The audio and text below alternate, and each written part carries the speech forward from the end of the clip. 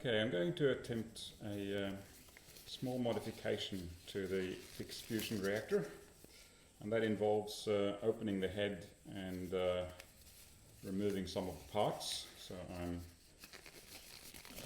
covering myself up in gloves here so I don't get COVID. And what I'm going to do is attempt to insert a piece of foil between the drain and the head, and then poke a small hole in the foil to create a narrow neck opening, and that way we can have a bigger pressure differential between the body and the head. So I don't know how tricky it's going to be to get this apart, but let's give it a try. Okay, I've got to remove that. You might also notice I've put a silicone rubber sleeve onto this high voltage feed through here, so that might help to stop the arcing.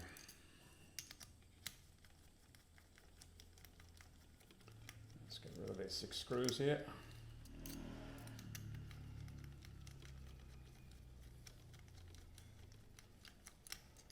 3, 4. And this is still under vacuum here, so I'm going to have to gently try to release the vacuum without damaging anything. It's quite a good construction method, this, because it's easy to open and service. If I would have used conflat fittings on everything here, then conflat flanges, it would have been much slower and more expensive to each time I want to open and service it.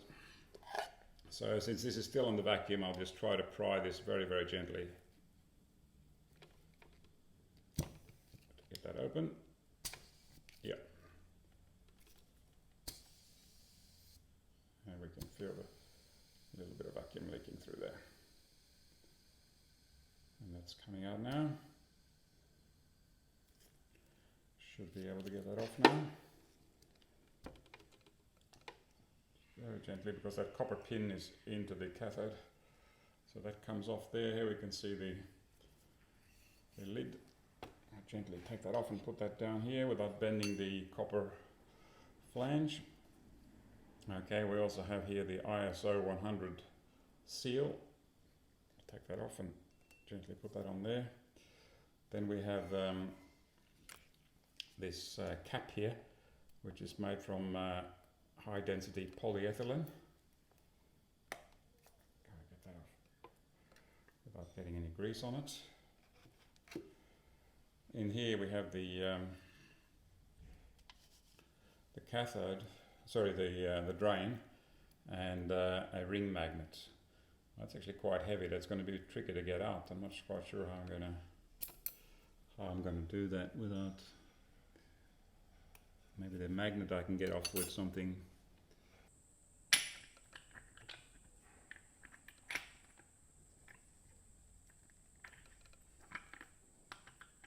And that worked. So we've got the magnet out. Now that the magnet is out, I can actually grab hold of the cathode, and we can see there. And that's quite interesting. We can see the pattern of where the glow discharge has been taking place. We can see there's quite a bit there, right there in the middle, which indicates that we're getting a beam in the middle there. That's quite interesting. Okay, now there's another polyethylene sleeve there. Gently remove that. And finally, we have the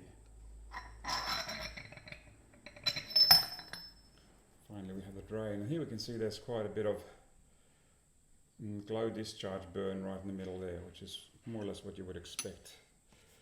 So what we're going to do now is I'm going to take this thin piece of foil here, which is I've flattened as best I can and cleaned with some isopropyl alcohol. I'm going to put that in there in the bottom there, and then I'm going to put this back in. Hang on, I'm going to make sure that I get the magnets the right way. So my objective is to have the magnets opposing each other, which means I've got to go that way. same way all the time.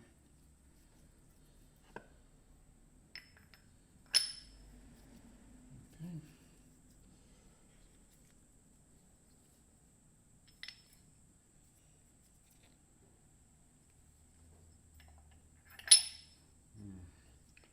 It seems like it wants to fall out, which is a little bit tricky.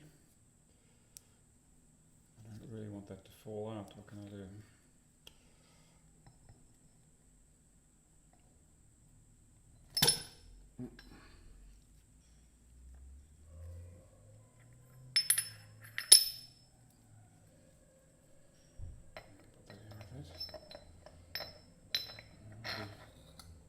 Drop it. Yeah, that worked.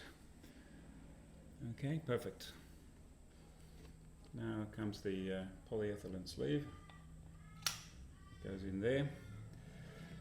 Now before we put the drain in, I need to poke a small hole into the aluminium foil, and my guess is that it needs. So I found a little pointy wooden skewer here. I think that's going to be around about the right size.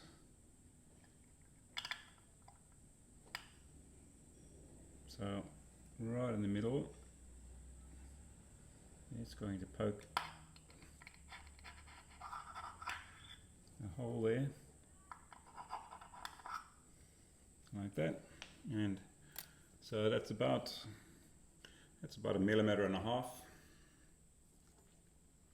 In goes the drain. Is that right? Okay, yeah, there goes the drain. And now we've got this magnet in the same way as the other one. So they oppose each other. You can see that one actually opposes the other magnet there, which is what we want. And then we have the polyethylene goes in there. Looks about right.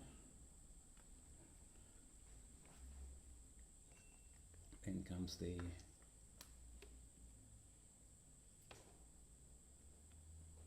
seal. I put all the seals with the gap facing forward. That means I can leak check it quite easily. And then finally the lid, which I'm just going to smear that vacuum grease around a little bit, and that should be fine. Carefully place that down.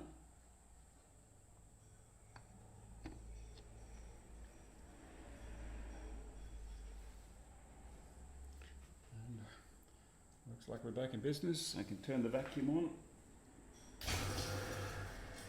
Get the screw holes lined up.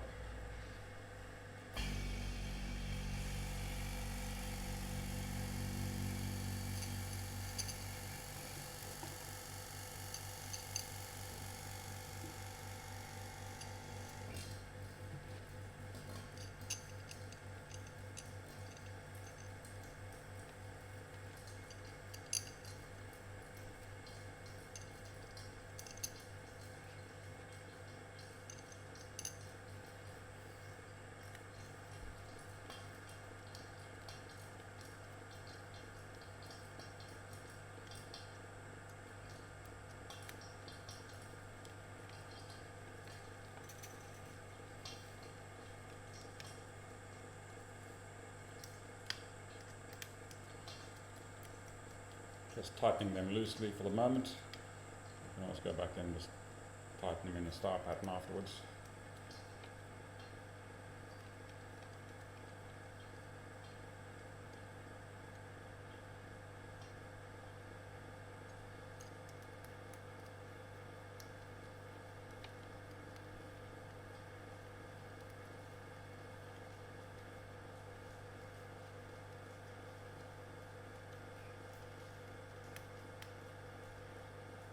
Okay.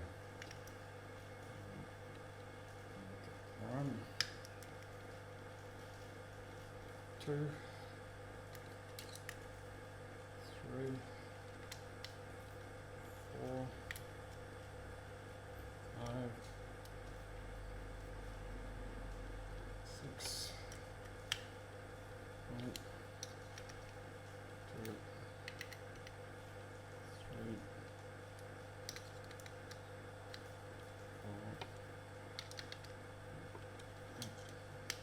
6. Oh, that should be pretty good. And on goes the drain. And we are back in business. Thanks for watching.